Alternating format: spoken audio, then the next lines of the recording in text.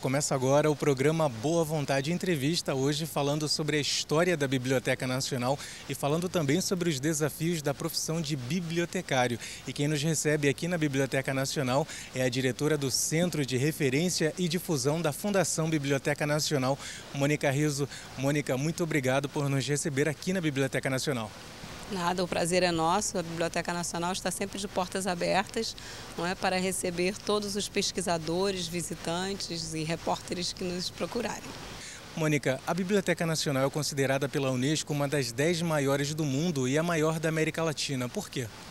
A Biblioteca Nacional ela é a maior biblioteca da América Latina e também uma das 10 maiores bibliotecas nacionais do mundo, de acordo com estatísticas da Unesco, porque ela tem um acervo de mais de 9 milhões de peças.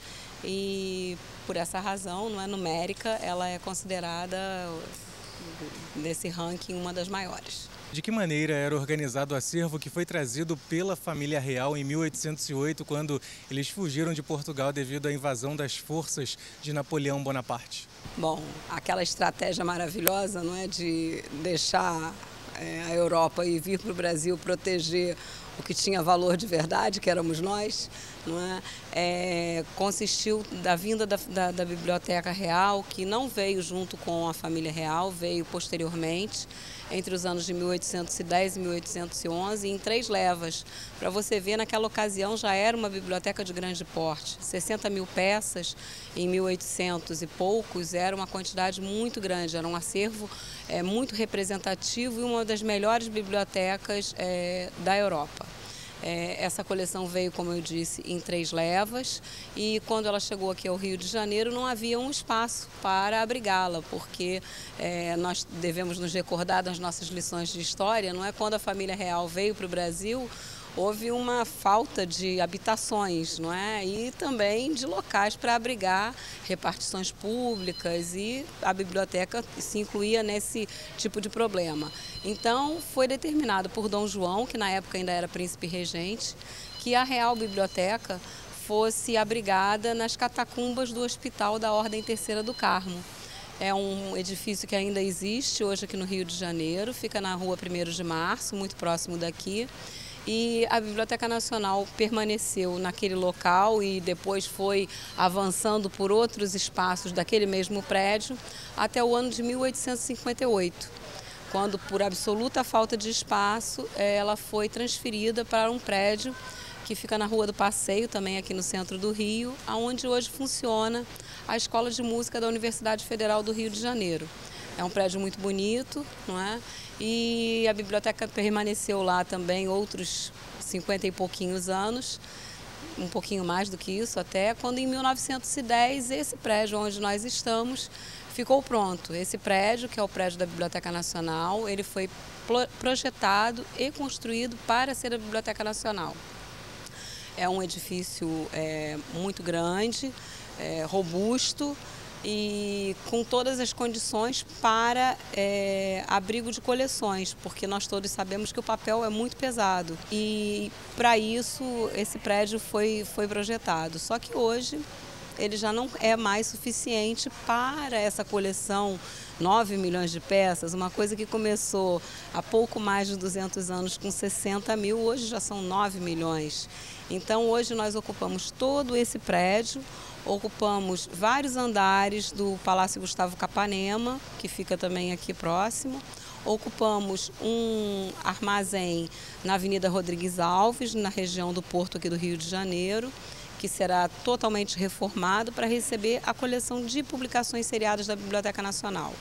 Não é? A maior parte da nossa coleção, mais da metade delas, são os periódicos, não é? E que são publicados, alguns diariamente, outros semanalmente, e por essa razão chegam aqui em profusão.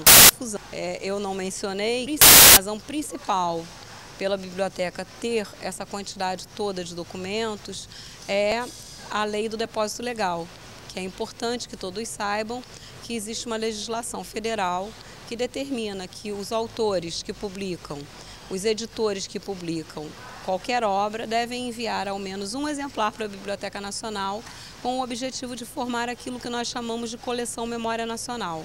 E é por essa razão que de 60 mil hoje nós já passamos, não é, da marca dos 9 milhões e crescendo, não é? Mônica, em crescente processo de digitalização, a Biblioteca Nacional possui o mais rico acervo do Brasil.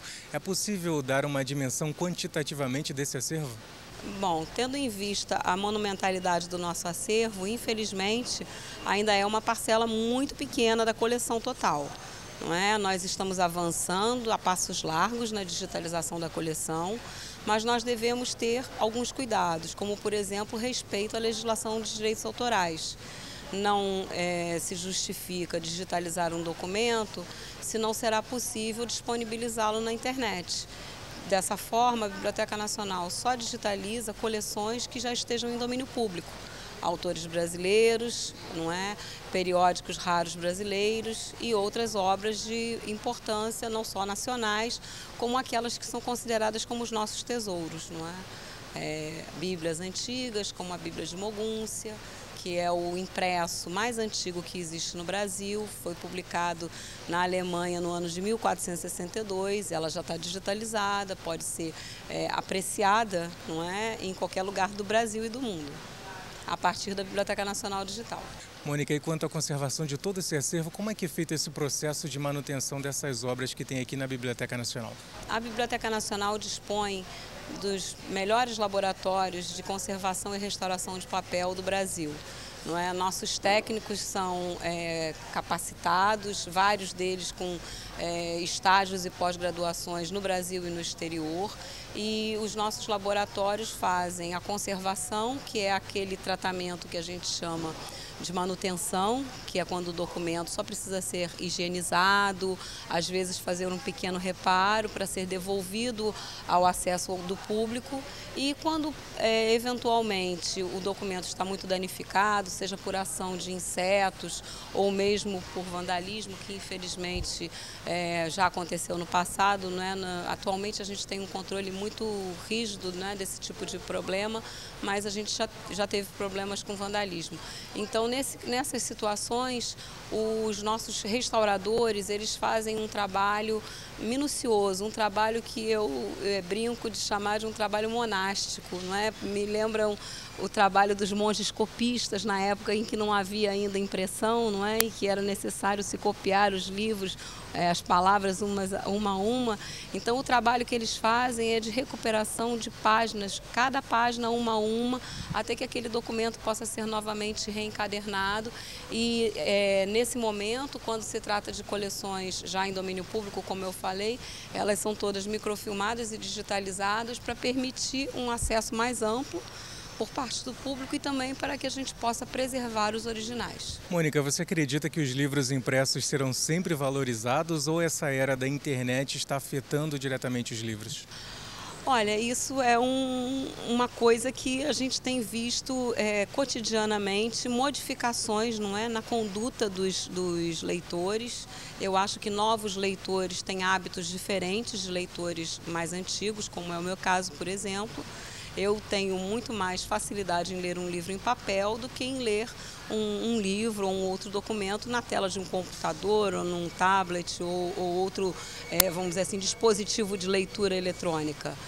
Mas é um fato de que em alguns casos, como nós estávamos conversando antes da nossa gravação, como o caso da Enciclopédia Britânica, que está aqui atrás de nós, é muito mais otimizada a pesquisa quando ela é feita por computador. Então, a Enciclopédia Britânica anunciou que a partir de agora, não é, desse mês de março de 2012, não mais será publicada em papel, somente online. Eu entendo que essa tendência ela se estenderá a outras obras que chamamos obras de referência.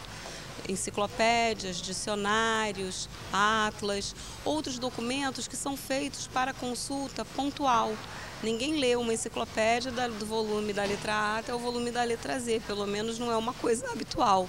Também não se lê dicionários na íntegra, mas entendo que compêndios de estudos, literatura, não é, de forma geral, continuará existindo a convivência do papel, não é, da forma que a gente está habituado, com o eletrônico na medida da necessidade de cada público.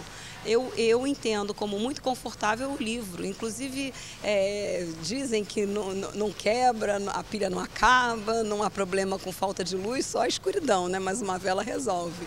Já um aparelho eletrônico, ele tem uma série de impedimentos decorrentes da tecnologia e outras facilidades também decorrentes da tecnologia.